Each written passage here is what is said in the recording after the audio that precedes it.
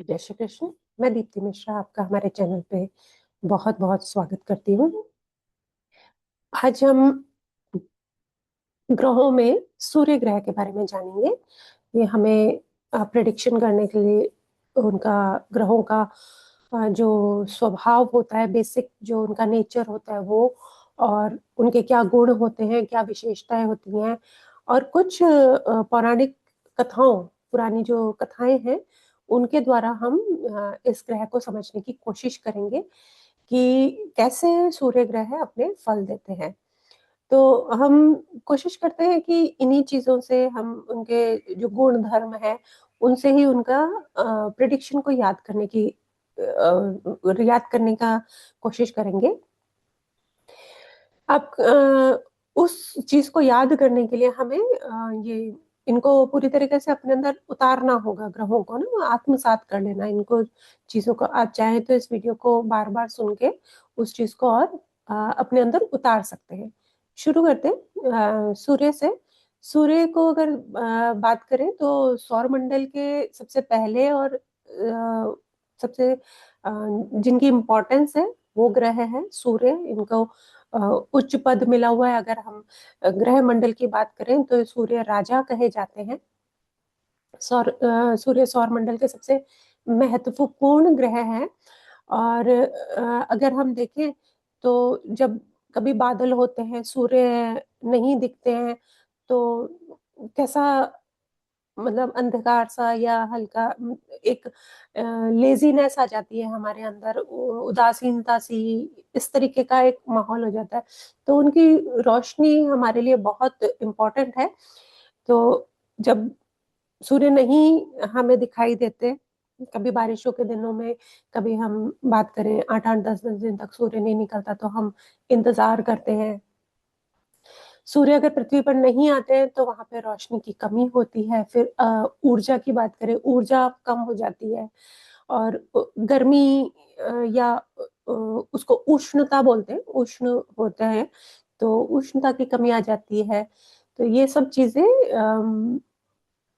दिक्कत दिखाते हैं, फिर उस चीज में आने दिक्कत आने लगती है। आज सूर्य का अगर प्रभाव या जो प्रभाव है वो कम अगर होता है तो जहाँ जहाँ पे सूर्य नहीं दिखते वहां पे जीवन की भी कमी होती है। जीवन के लिए बहुत इम्पोर्टेंट है। अ, सूर्य अगर हम सूर्य देव की बात करें तो सूर्य के अपने कुछ नियम हैं। जैसे समय पर सूर्योदय का होना, समय पर सूर्यास्त का होना, अपना तेज और ताप को बनाए रखना। जहां उन चीजों में कमी आती है वहीं पे वो उनके प्रभाव धीरे धीरे कम होने लगते हैं। अब सूर्य की अगर हम कथा की बात करें, अगर हम कथा पे चलते हैं, कथा की अगर बात करें तो सूर्यदेव ऋषि कश्यप और देवी अदिति के पुत्र माने जाते हैं। और ऋषि कश्यप ने कठोर तप करके सूर्यदेव को पुत्र के रूप में प्राप्त किया था। और अगर हम सूर्यदेव का जीवन देखें तो सूर्यदेव की पत्नी है संजना। उनको कहीं कहीं संज्ञा या संध्या के नाम से भी बुलाया जाता है। कहीं पे आपको संजना नाम मिलेगा, कहीं संध्या मिलेगा, कहीं संज्ञा मिलेगा। तो सूर्यदेव की जो पत्नी होती है संजना, वो उनके ताप को सहन नहीं कर पाती क्योंकि सूर्य में तेज बहुत है। जो भी आता है उनके पास वो जल जाता है। तो उस तेज को, उसको ताप को सहन नहीं कर पाती। तो एक बार वो अपने छाया स्वरूप को वहां छोड़ के तप करने के लिए चली जाती हैं। तो जो छाया है, छाया आगे चल के जो शनिदेव की माता भी बनती है। तो काफी समय तक, क्योंकि जो मतलब हम समझ भी सकते हैं कि शनिदेव उनके पुत्र है, तो काफी समय तक ना सूर्यदेव उनको पहचान नहीं पाते कि ये वास्तव में संजना नहीं है, ये छाया है। उनका नाम ही छाया होता है। तो अम, इसकी बाद में इस वजह से उनके बीच में थोड़ा सा डिस्टेंस भी आ जाता है। तो आप समझ सकते हैं कि सूर्य वाले जो लोग होते हैं, जिनका प्रोमिनेंट होता है सूर्य, उनके वैवाहिक जीवन में थोड़ी सी दिक्कत होती है क्योंकि संध्या उनको छोड़ के चली गई, फिर उनके छाया स्वरूप उनको मिली। तो वो चीज यहाँ पे काम करती है। और बाद में जब अगर हम यमी जो सूर्य के संध्या के साथ, संजना के साथ जो पुत्र पुत्री थे, उनका भी देखा है तो उनका भी व्यवहार और स्वभाव है ना, छाया के साथ उतना अच्छा नहीं होता। जब उनको पता चलता है कि ये उनकी माता नहीं है, और छाया भी शनिदेव को मतलब थोड़ा ज्यादा इम्पोर्टेंस देती थी वो यम और यमी के कंपैरिजन में। तो ये चीज वहां से निकल कर आती है कि ये थोड़ा सा मतलब संतान और माता पिता में भी थोड़ी सी, जो भी सूर्य को रूल करते हैं उनके साथ थोड़ी सी दिक्कत हो सकती है। तो और इस तरीके से देखा जाए तो जिन लोगों की कुंडली में सूर्य का संबंध अगर लगन से या सप्तम भाव से आमने सामने हो जाए, तो वहां पे थोड़ा सा दाम्पत्य जीवन में थोड़ी सी तकलीफ आ जाती है। तो वो तकलीफ दूरी के रूप में भी हो सकती है, पति पत्नी के अलगाव के रूप में भी हो सकती है। और क्योंकि जब संध्या चली जाती है तो सूर्यदेव उनसे जाके वापस मिलते हैं, उनको बुला के लेकर आते हैं।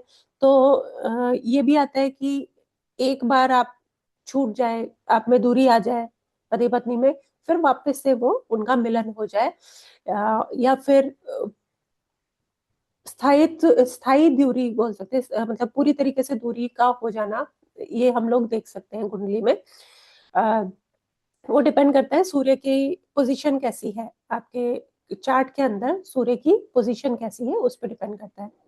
और सूर्य को जैसे सभी ग्रहों को विष्णु जी के अलग अलग अवतारों से अवतार मिले हुए हैं सभी ग्रहों के को। तो जो सूर्य को अवतार मिले हैं वो है भगवान श्री राम।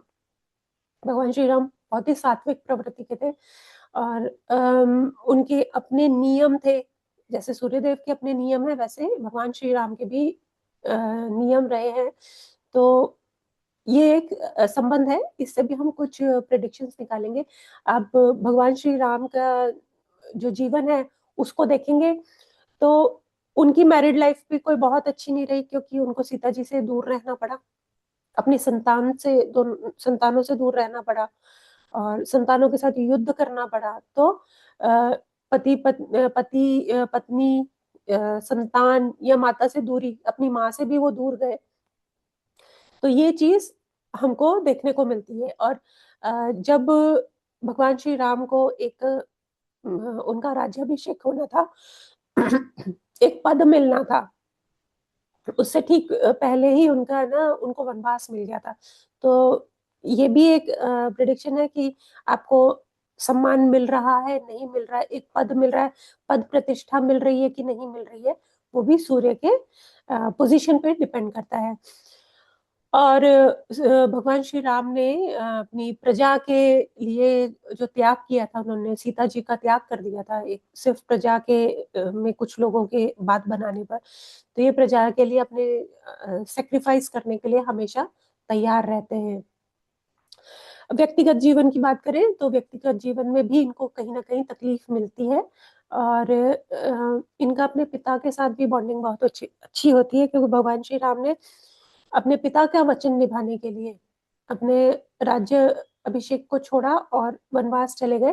तो ये अपने पिता से बहुत कनेक्टेड होते हैं, उनके लिए वो ये कुछ भी करने के लिए तैयार होते हैं। इन जो हमने स्टोरीज को देखा उनसे आप ये भी समझ सकते हैं कि जहाँ पे जिस भी भाव में जहाँ पे भी सूर्य बैठेगा, वहां पे आपको त्याग, जिम्मेदारी, इस तरह की चीजें आपको देखने को मिलेंगी उन भावों से संबंधित। अब इसके कुछ गुण धर्म देख लेते हैं। सूर्य के ये क्या होते हैं, सूर्य की प्रकृति होती है जो पित्त प्रकृति होती है। फिर गुण में ये सात्विक गुण के हैं, और तत्वों में ये अग्नि तत्व को रूल करते हैं। और ऋतुओं में बसंत ऋतु इनको मिली हुई है। और अगर रस की बात करें तो कटु या कसैला रस इनको मिला हुआ है। तो उस टेस्ट की जो चीजें होती हैं वो सूर्य को रिप्रेजेंट करती हैं। और साथ में ही रंग की बात करें तो मोटा केसरिया रंग सूर्य देव को मिला हुआ है। अब हम देखते हैं कि सूर्य किन चीजों के कारक है या किन चीजों को दर्शाते हैं। सूर्य जैसा अभी हमने देखा राजा है, पद प्रतिष्ठा, मान सम्मान, आपके समाज में क्या स्थिति है, परिवार में आपका क्या स्थान है, आपके पिता, आपकी माता, सरकार को भी दर्शाते हैं, क्योंकि राजा का सब्स्टिट्यूट आज की तारीख में सरकार ही है। आपकी हड्डियों को, आपके हृदय को, आपके नेत्रों को, आंखों को ये सूर्य रिप्रेजेंट करते हैं। आपकी शक्ति, आपके अंदर आंतरिक शक्ति, इच्छा शक्ति जो होती है वो सूर्य से देखी जाती है। आप कितने अनुशासन, कितने डिसिप्लिन में रहते हैं, कितनी आपके अंदर नैतिकता है, कितने आप ईमानदार हैं अपने साथ वालों को लेकर या अपने कर्मों को लेकर, अपने जो भी काम करते हैं वहां पे कितनी ईमानदारी रखते हैं, वो भी हम सूर्य से देखते हैं। धातु की बात करेंगे तो सोना है, तांबा है, वो सूर्य को रिप्रेजेंट करता है। देवालयों और स्थान में देवालय, शिवालय, ये सूर्य का सूर्य से देखे जाते हैं। अब यहाँ मतलब अभी हमने अच्छी अच्छी बातें कर ली, तो देखा जाए अगर सूर्य अगर अच्छे बैठे हुए हैं कुंडली के अंदर तो वो अच्छी बातें लग जाएंगी। वहीं अगर सूर्य अगर खराब पोजीशन में है या किसी अफ्लिक्शन के अंदर आ जाते हैं तो फिर वो चीजें उसी तरीके से नेगेटिव में काम करते हैं। जैसे हमने पद प्रतिष्ठा की बात करी, तो अगर सूर्य अच्छे आपको पद प्रतिष्ठा दे रहे हैं, तो जहां सूर्य खराब होंगे या आपकी ऐसी दशाएं चलेंगी जहां सूर्य के फल अच्छे नहीं मिले, तो वो पद प्रतिष्ठा से आपको नीचे हटाने का भी काम करेंगे। तो ग्रहों को आपको इसी तरीके से समझना है कि अगर कुछ अच्छा है तो यानी कि उस ग्रह की पोजीशन अच्छी है, अगर कुछ उसमें नेगेटिव ट्रेड्स आ रहे हैं तो वो ग्रह की पोजीशन उतनी पॉजिटिव नहीं है, जिस वजह से वो नेगेटिव ट्रेड्स आते हैं। फिर आगे बात करते हैं। अब हम एक चीज और देख लेते हैं। सूर्य 1 नंबर राशि यानी मेष राशि में उच्च के होते हैं, 10 डिग्री पर ये उच्च के होते हैं, और तुला राशि में वही 10 डिग्री के होते हैं, तो ये नीच के कहलाते हैं। तो जो उच्च नीच का कॉन्सेप्ट होता है वो यही है कि वहां पे अगर हैं तो उनको उन जो सूर्य के ट्रेड्स हैं वो उतने अच्छे से काम नहीं करेंगे, उन चीजों का उतना अच्छा सा फल नहीं मिलेगा। आइए अब बात करते हैं कि हम 12 भावों में सूर्य का क्या फल रहता है। अलग अलग भावों में सूर्य क्या फल देते हैं। अभी तक हमने सूर्य का स्वभाव देख लिया, कथा देख ली, उनके कारक तत्व समझ लिए। अब उन्हीं के अनुसार हम उन्हीं में से चीजें आपके प्रिडिक्शन के अंदर आएंगी।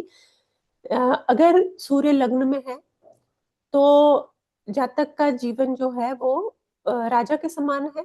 अब राजा के पास जिम्मेदारियां होती हैं, तो वो जिम्मेदारी भी लेने के लिए तैयार रहेंगे और लेंगे, अपने परिवार की, अपने रिश्तेदारों की और अपने आसपास के लोगों की। इनको जीवन में बहुत सारी जिम्मेदारियां उठानी पड़ती हैं, परिवार को हमेशा साथ लेकर चलना पड़ता है।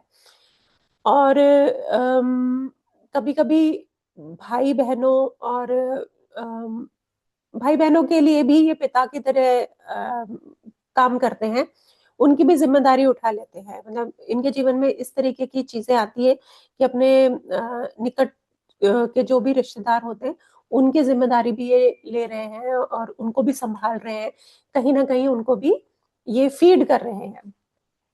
इनके जीवन में पद और सम्मान इनको मिलता है, लेकिन इसके लिए इनको त्याग भी बहुत करना पड़ता है। जैसे भगवान श्री राम को पहले सिंहासन का त्याग करना पड़ा, वो वनवास गए, उन्होंने तकलीफ सहन करी, जो भी उस उनके जीवन में हुआ वो सब सहन करने के बाद जब वो वापस आए तब उनको वो पद प्रतिष्ठा मिली थी। अब देखा जाए कि अक्सर ही ऐसा होता है कि जब पद मिलने वाला होता है तब कोई ना कोई रुकावट इनके जीवन में आ सकती है। जैसे भगवान श्री राम के 14 वर्ष के बाद राज्य मिला था, जैसा हमने अभी देखा। और ये प्रथम भाव वाले सूर्य जिनके होता है उन जातक बहुत एक्टिव होते हैं, खाली नहीं बैठ सकते, सुबह जल्दी उठते हैं क्योंकि सूर्य का डिसिप्लिन में रहते हैं ना, सूर्य समय पर उठना, समय पर सोना। थोड़ा सा डोमिनेटिंग नेचर के होते हैं ये लोग, अपने आसपास वालों को रूल करते हैं, राजा है तो कमांडिंग नेचर होता है इनका, ये कमांड भी करते हैं, ये आज्ञा भी देते हैं। इन्होंने जो बोल दिया बस वो पत्थर की लकीर हो जाता है कई बार, कि वो तो करना ही करना है, कैसे भी करो।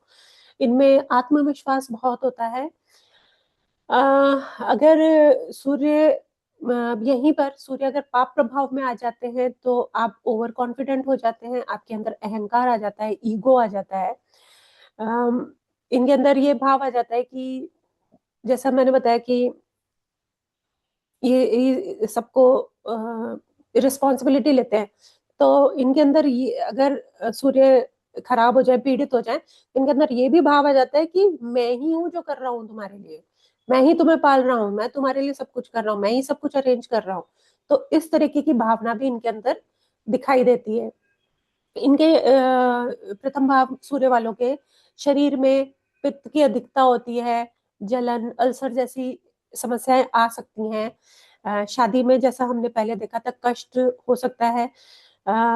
पूर्वजों का, सरकार या किसी ऊंचे पद के मतलब व्यक्ति के साथ इन लोगों का संबंध भी होता है।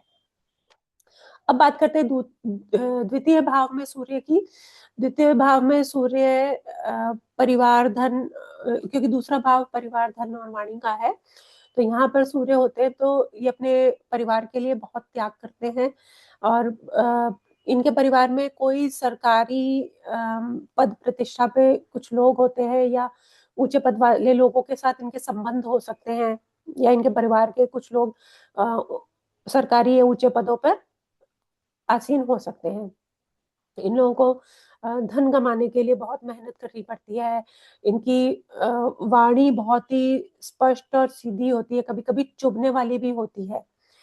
जीवन में कभी कभी धन की कमी भी आ जाती है, क्योंकि हम बोलते भी हैं कि सूर्य जिस भी भाव में बैठते हैं उस भाव के कारक तत्वों को जला देते हैं।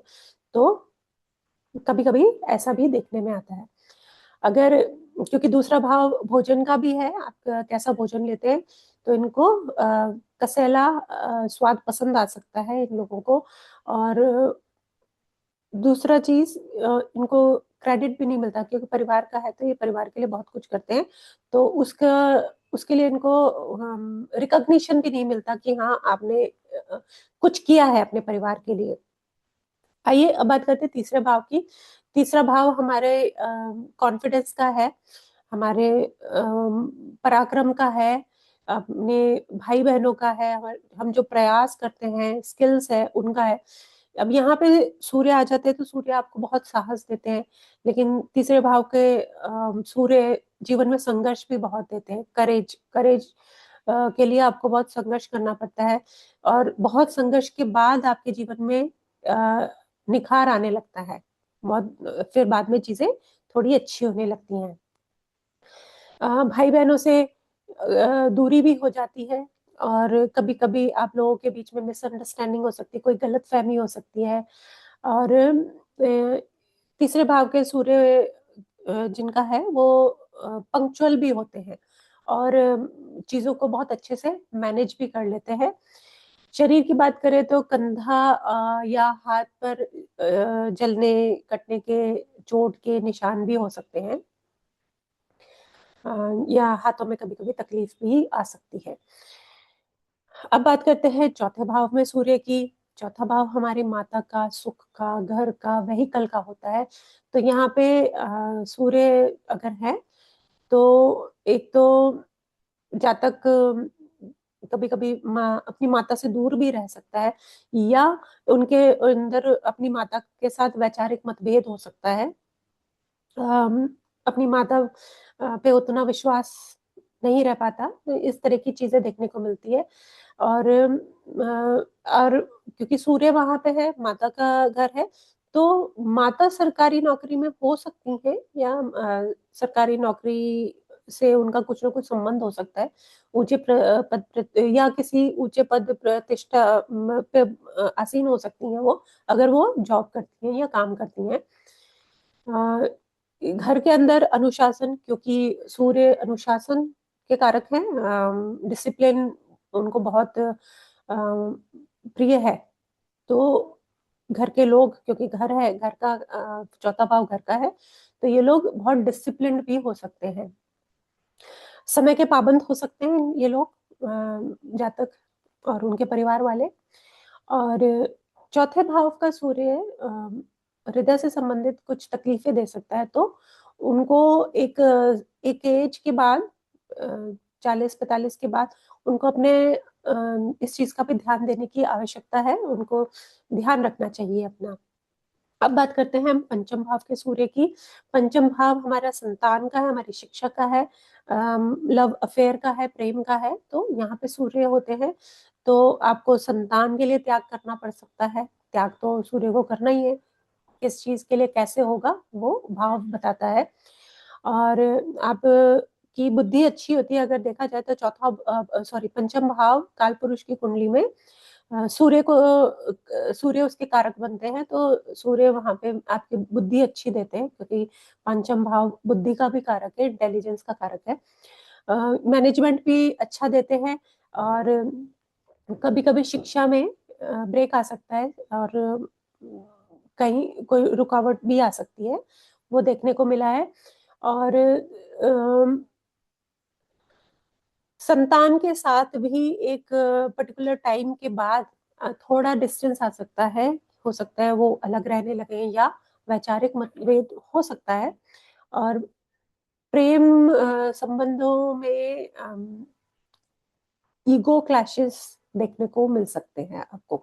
अगर आपका कोई इस तरीके का संबंध है तो आप वहां पे ईगो क्लैशेस को देख पाएंगे।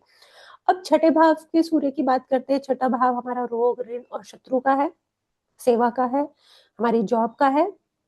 यहाँ पे सूर्य सरकारी नौकरी आपको दे सकते हैं, जॉब भी यहीं से देखी जाती है, डेली रूटीन भी देखा जाता है यहाँ से। आपके जो शत्रु हैं, शत्रु भी अगर सूर्य है तो वो लोग जो ऊंचे पद पे आसीन है वो लोग, या घर के बड़े भी हो सकते हैं, वो आप शत्रुवत व्यवहार कर सकते हैं आपके साथ। या सरकार से संबंधित कुछ लोग हो सकते हैं जो आपके लिए शत्रु का काम कर सकते हैं। ये आपको क्योंकि ये डेली रूटीन का भाव है, सूर्य डिसिप्लिन के कारक हैं, तो ये भाव में सूर्य आपके अंदर डिसिप्लिन को भी लेकर आता है। आप अपने अंदर डिसिप्लिन को उतार सकते हैं, आप हर चीज में पंक्चुअल हो सकते हैं, और आप नियम और अनुशासन से चलने वाले व्यक्ति हो सकते हैं। स्वास्थ्य की बात की जाए तो आपको कैल्शियम, हड्डियां और जो विटामिन डी है, क्योंकि रूटीन की अगर बात करें तो बोला जाता है रूटीन में हमें सूर्य की थोड़ी सी रोशनी लेनी चाहिए। अगर डेली रूटीन में हम वो नहीं लेते तो आपको विटामिन डी की भी कमी देखी जा सकती है। छठे भाव का सूर्य क्योंकि सेवा का भी है, तो आप लोगों की सेवा करने के लिए भी तैयार रहते हैं, आपकी इच्छा रहती है, सेवा का भाव आपको ये देता है। अब बात करते हैं हम सप्तम भाव के सूर्य की। सप्तम भाव हमारा विवाह का है, हमारे स्पाउस का है, और पार्टनरशिप का भी होता है, साझेदारी आपकी। यहाँ पे सूर्य को अच्छा नहीं माना गया, क्योंकि सूर्य यहाँ पे नीच के होते हैं सप्तम राशि के अंदर। और वैवाहिक जीवन में आपको कहीं ना कहीं कष्ट देते हैं सूर्य। सप्तम भाव वालों की शादियां उतनी अच्छी नहीं होती हैं, और अहंकार, ईगो के कारण आपके स्पाउस और आपके अंदर जो ईगो क्लैशेस होते हैं उसकी वजह से आपके झगड़े हो सकते हैं। फिजिकल रिलेशनशिप की बात की जाए तो उसमें भी डिस्टेंस आता है, क्योंकि सूर्य उस चीज के लिए अच्छे नहीं है। कभी कभी पति पत्नी अलग भी रह सकते हैं, साथ रहते हुए भी अलग, रूम भी अलग हो सकते हैं, या किसी भी तरीके से उन दोनों के बीच में दूरी आ सकती है। हो सकता है काम के लिए, जॉब के लिए दोनों अलग अलग शहरों में रह रहे हो, या दोनों साथ रह रहे हैं, तो शिफ्ट किसी की डे शिफ्ट है, एक की नाइट शिफ्ट है, तो वो इस तरह की दूरियां ये चीजें दिखाती हैं। साथ ही सप्तम का सूर्य आपको समाज में नाम पहचान देता है, लोगों के लिए लोगों के बीच में प्रतिष्ठा देता है। अब बात करते हैं अष्टम भाव के सूर्य की। अष्टम भाव छुपी हुई चीजों को दर्शाता है, आपकी आयु का है, यहाँ सूर्य आपको पिता से दूरी भी देता है। अ, या तो जन्म आपके जन्म के समय पिता आपके पास ना हो, या वैचारिक आपके मतभेद हो आपका पिता के साथ, उस तरह की चीजें लेकर आता है। ससुराल पक्ष के लोगों से भी हो सकता है आपके संबंध उतने अच्छे ना हो। और स्वभाव स्वास्थ्य की बात करें तो यह आपके आंखों को तकलीफ दे सकता है, आपको हड्डियों के दिक्कत दे सकता है। स्वभाव में आपको ये जिद्दी बनाता है, अहंकारी बनाता है, आपके अंदर ईगो आ सकता है। हर बात को आप ईगो पे ले लेते हैं, इस तरह की चीजें यहाँ पे देखने को मिलती हैं। अब बात करते हैं नवम भाव का सूर्य। नवम भाव का सूर्य नवम भाव पहले पिता को दर्शाता है, अपने गुरु को दर्शाता है, धर्म धर्म को दर्शाता है, धार्मिक यात्राओं को दर्शाता है, लंबी दूरी की यात्राओं को दर्शाता है। आपका भाग्य भाव है। यहाँ पे सूर्य आपको धर्म की ओर लेकर जाता है, आपका मन धार्मिक कार्यों में लगता है। और आपको, क्योंकि सात्विक ग्रह है, तो सरलता से आप इन चीजों में आ जाते हैं। पिता से मतभेद या पिता के साथ दूरी हो सकती है। पिता ने आपके लिए बहुत त्याग किए होंगे, या अपने जीवन में पिता ने अपने परिवार वालों के लिए बहुत त्याग किए होंगे, ऐसा ये नवम भाव का सूर्य दर्शाता है। अब बात करते हैं दशम भाव के सूर्य की। दशम भाव हमारा कर्म का है, हमारी प्रतिष्ठा का है, हमारे मान का है। तो यहाँ सूर्य को दिग्बली भी बोला जाता है। दशम भाव का सूर्य को वहाँ सूर्य को दिग्बली भी बोला जाता है। यहाँ पे सूर्य की स्थिति बहुत अच्छी है। आपको समाज में ऊंचा पद प्रतिष्ठा मिलती है, आपको सम्मान मिलता है, सरकार से आपको लाभ मिलता है, आप लोगों का पालन पोषण भी करते हैं, दूसरों की सहायता बहुत करते हैं। इस तरह की चीजें आपको दशम भाव में के सूर्य से देखने को मिलती है। अब बात करते हैं एकादश भाव में सूर्य, 11वें भाव में। एकादश भाव हमारा लाभ और इच्छा पूर्ति का है। यहाँ सूर्य आपकी इच्छाओं की पूर्ति करवाते हैं, और ये बड़े भाई का भी है। बड़े भाई बहन जो भी हैं उनके साथ आपके संबंधों में दिक्कत हो सकती है। किस तरीके का आप लोगों का संबंध है वो देख सकते हैं। सरकारी लाभ, क्योंकि लाभ का भाव है तो सरकार से लाभ भी मिल सकता है आपको। और कोई बड़ा ही मतलब ये भाव दोस्तों का भी है, तो बड़ा आपका फ्रेंड सर्कल और या सोशल सर्कल हो सकता है। सोशल लाइफ भी आपको दिखाता है यहाँ से। और समय समय पर आपकी धन से जुड़ी जो आपकी आवश्यकता है उसको भी पूरा करता है। अब बात करते हैं द्वादश भाव के सूर्य की।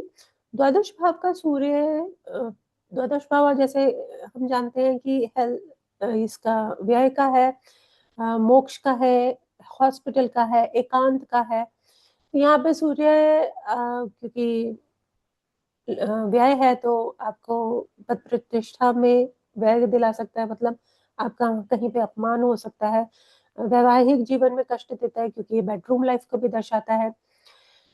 आपको यदा कदा इंसल्ट भी झेलनी पड़ जाती है, लोग आपके लिए गलत बोल जाते हैं। आध्यात्म की तरफ आपको झुकाव देता है, क्योंकि मोक्ष का भाव है। और त्याग अधिक करवाता है, जो आपको चीज दिलाता है उन सब चीजों के सूर्य जो भी चीजें का कारक है वहां पे कहीं ना कहीं कमी लेकर आते हैं, क्योंकि व्यय भाव में आ गए हैं।